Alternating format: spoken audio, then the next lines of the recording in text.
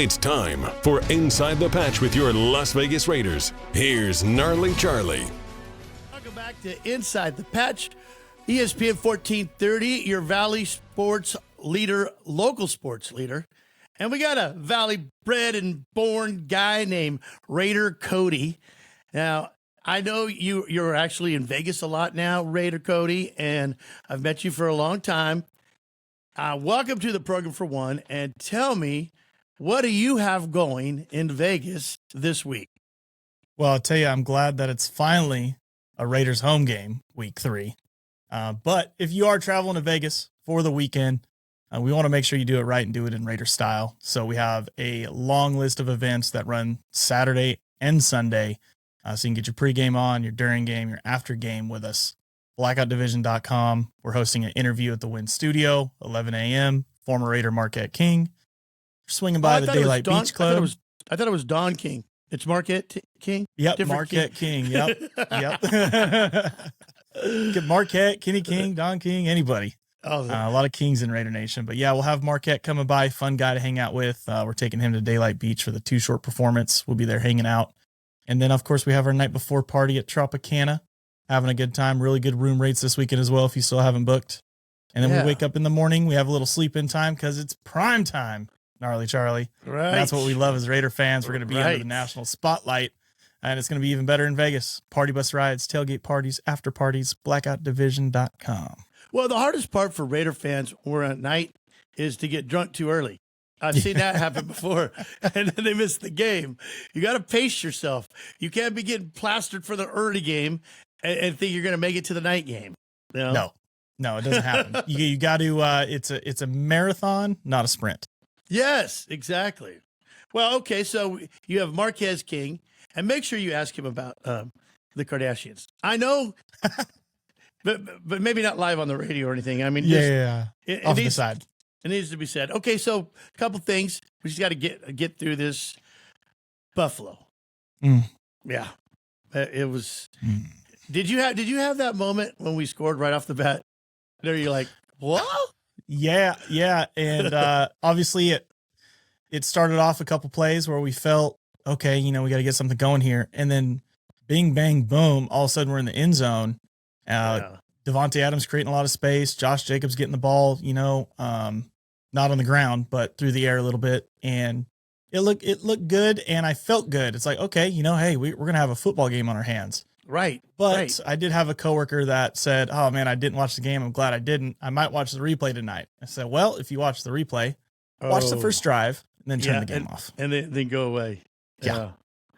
Yeah, it's tough. I'm trying to find positive things. It's only game 2 of the season, so you can't get all dejected. But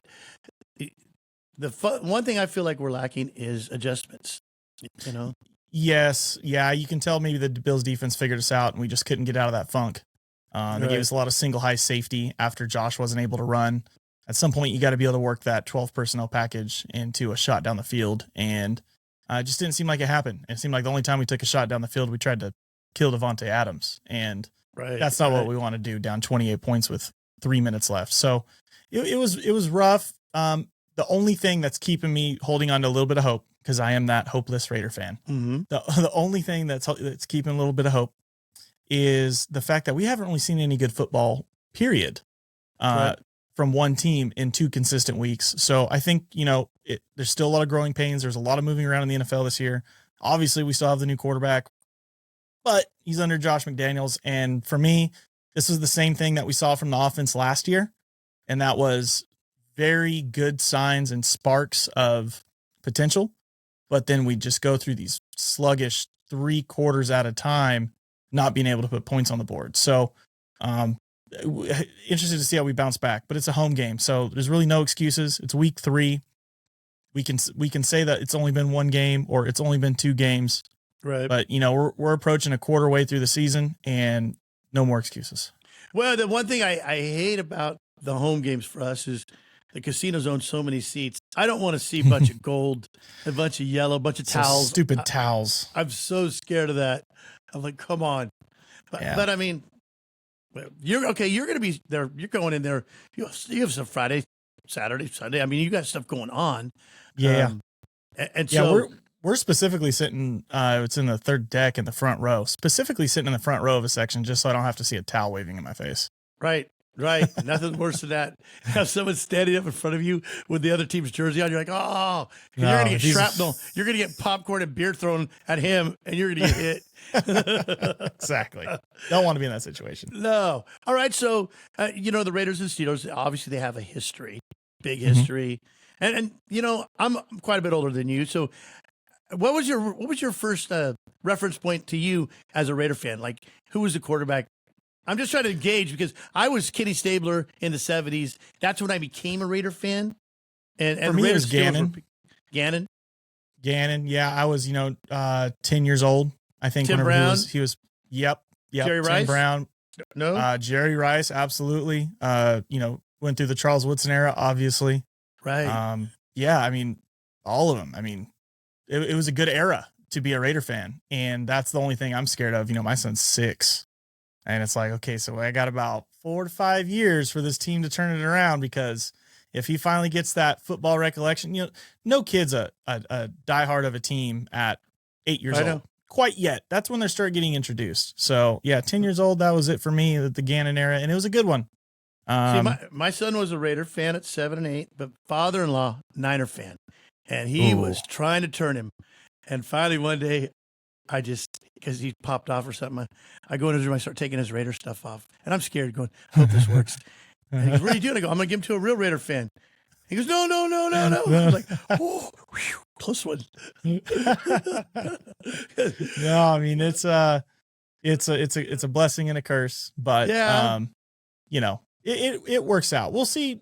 This is a whole new era now of Raider football, right? Yeah, it totally is. It's almost like a second version of it, right? Because we thought it was going to be the John Gruden Raiders that came into Vegas, and that was going to be the new era of football. I mean, he was on billboards, everything else was going on. So now that we're in the New England phase of the Raiders and them establishing themselves here with this team, it's got to kind of play itself out. And I'm kind of already over it. And yeah, I say that coming off a loss. We're going to win this weekend, and I can come back here and tell you, I freaking love this coaching staff and what they're doing for the team. So I'm kind of all over, the place, but I love the people that we have, the players, I guess, specifically. Josh, I want to see him get going again. Devontae Adams is great to watch. Glad, the hit last week wasn't worse than it was. Jacoby Myers coming back on the field. Max Crosby. Get Max Crosby some freaking help. I mean, I think he just gets held all day anyway. I mean, he gets held if he breaks through. He was getting double teamed, and I mean, you got the tight end chipping him, and the right tackle and guard both picking him up. He's getting double and triple teamed the entire game, and we're not getting anything going. And obviously, there's a Chandler Jones situation that I don't even care to go into, but I don't even know that he would help. Because he's kind of on the tail end as well. I really wish. There's a specific player that was drafted by the Eagles right after us. I really wish maybe we would have went with him, but it's okay. For me, I'm trying to like Josh McDaniels. I'm trying to. I have a hard time believing him. I have a hard time.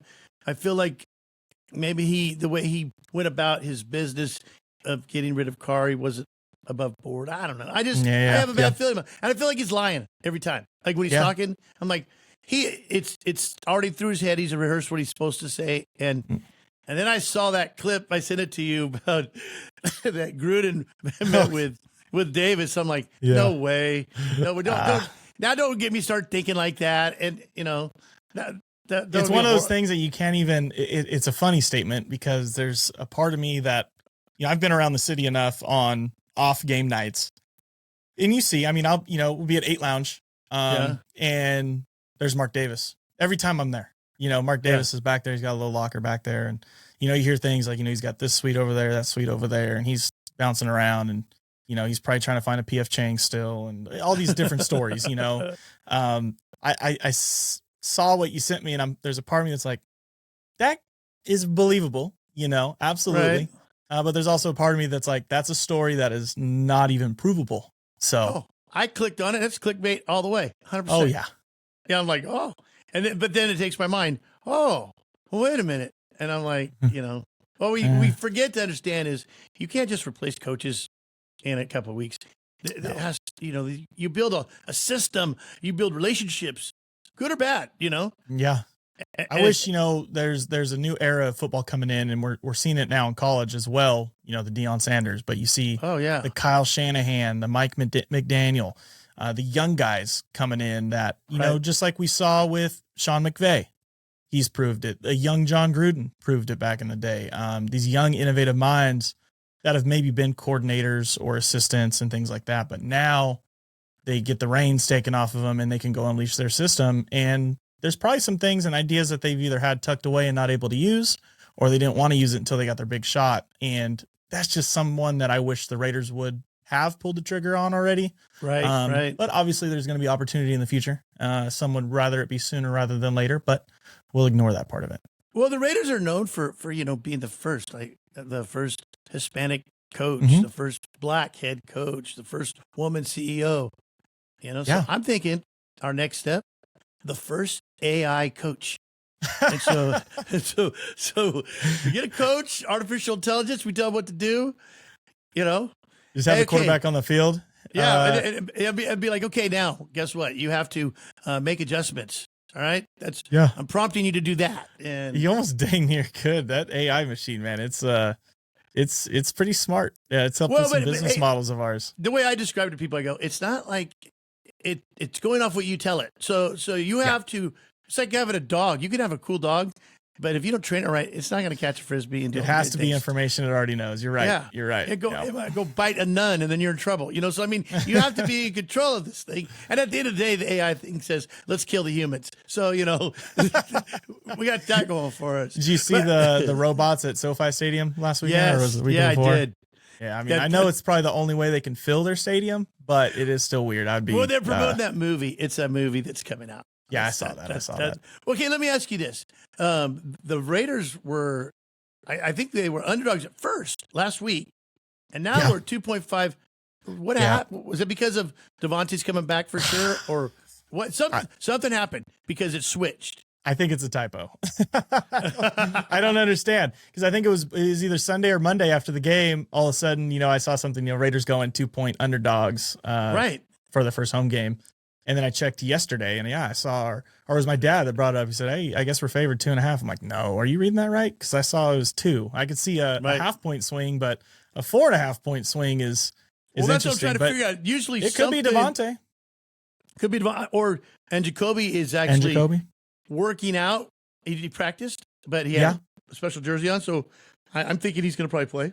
Yeah. And Hunter Renfrow, okay, that's got to use him or lose him. What I mean? I think we talked about this last week, right? Yeah.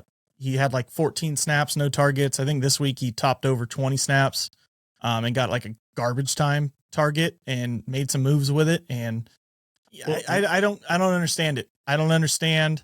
Well, I mean, I want to say I don't understand it because I know the reasoning of why he's not getting the targets. And that's essentially he's not in the game plan of Josh McDaniels. Josh McDaniels goes 100%. Out, and the way that he designs his system is, okay, Jimmy, here's the play. And in that integrated into that play, he's going to have a certain check at the line.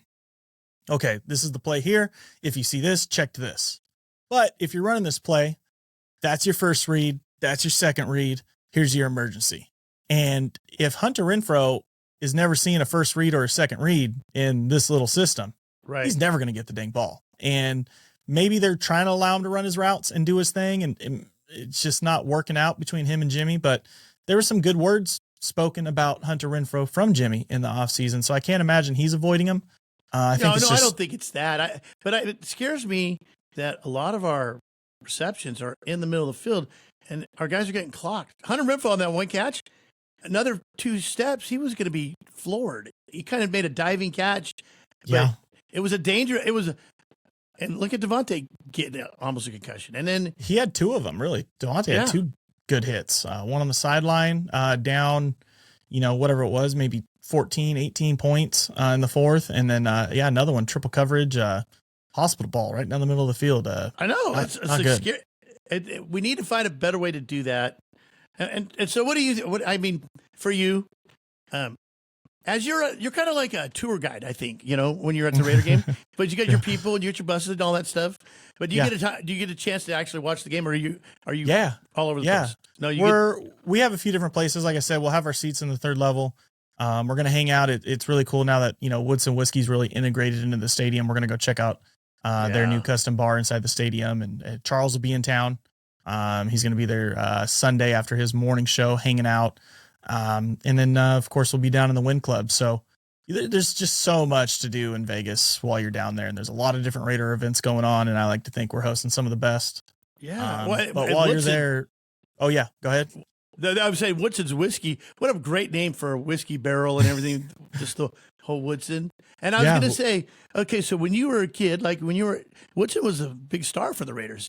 And now you kind of, know him by first name basis and stuff, It's almost surreal because he was my favorite player growing up. I have, still 3 or 4 youth jerseys from whenever I was younger.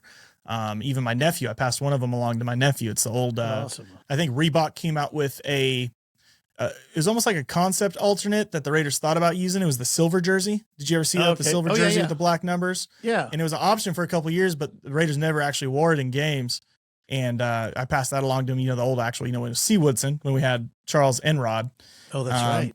But getting in contact with Charles about 3 years ago, meeting him for the first time was super surreal. And then this offseason was actually the first time that he was in town for the draft weekend. And he actually messaged me like, "Hey, what's going on?" I'm like, "Oh, not much, just hanging out at this burger spot." He's like, "Cool." He's like, "You got the podcast equipment?" I'm like, "Yeah." He's like, "I'm gonna swing by." All right, cool. Came by and chopped it up. And the crazy part is, this is how I understand press conferences now. These players, current, former, coaching staff, anybody associated with these franchises, they have their microphone talk. You know what I mean? Don't get me wrong. It's not like Charles is saying something completely different. No. He's telling his truth, but the conversations you have outside the mic and the things like just picking their brain on things and the natural conversation of stuff, it's so cool. It was so cool for me to be able to sit down and talk to him for an hour outside of recording and just kind of get to know him a little bit. And, hear his real opinion on the game and the draft and, dislikes and stuff like that. So, super surreal, super cool guy too. And they have to, when they get in front of a mic, it's going to get scrutinized and it's going to be used against them or whatever. You can't say anything nowadays. No. It'll get blown up. Yeah, it'll blow up. All right. So Woodson Whiskey, you're going to be hanging out there. And if I wanted to go to your event, how do I do that? So everything is on our website, blackoutdivision.com. And we have about 4 different events going on this weekend. All of them are free except for our party bus ride. Night before party, come in for free. There's bucket specials, cheap stuff. I mean, you're able to get, 6 16-ounce Pacificos in a bucket for $35. And then that's going to beat the crap out of every strip rate anywhere near us. With some whiskey shots, you can add on for $7. We have Happy Dad specials. They're going to like $21 for a bucket. Really good deals, really good time. DJ Mike Scott is going to get in there and set it up. We have Black Sunday coming in with a merchandise booth. Besides the pool party and the interview, I'm telling you, my favorite event is the game day stuff. And our party bus rides are, probably my favorite part of my football season is being able to hang out in a nice local sports bar, some really good burgers, enjoy it with some fans, 40, 50 fans in there hanging out, hop on a party bus, have a good 20, 30-minute ride, just getting ready for the game. It drops you off at the tailgate. We tailgate right. Same thing. DJ, tacos, full bar setup, everything. Going to the game, hopefully come away with a win and then an after party. But blackoutdivision.com, all the information's there. And I promise you, you would not be disappointed with probably any minute of all of our events. Well, I can't wait to hear all about it and have a great time. Don't get arrested. Stay safe because I need to know what's going on. And if you get a chance, snap a shot with Woodson and get him to say inside the patch. All right. Perfect. Oh, I can do that. All right. Raider Cody, thank you so much. And we will have you next week to catch up more. Let's beat those Steelers. All right. That's right. Let's go. Good talking to you, Charlie. Thanks, brother. We'll be back with more Inside the Patch on 1430 ESPN, your official home of the Las Vegas Raiders.